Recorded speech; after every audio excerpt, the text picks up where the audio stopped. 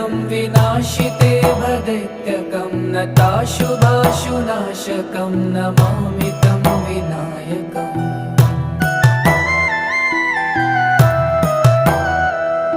न तेतरातिभीकरं न वोदितार्कभास्वरं न मत्सुरारिनिर्जरं न तादिकापदुद्धरम्।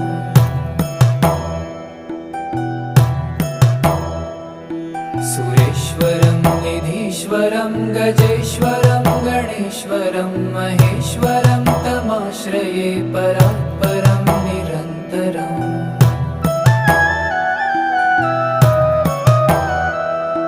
समस्तलोकशङ्करं निरस्तदैत्यकुञ्जरं दरेतरोदरं वरं वरे भवक्रमक्षरम्।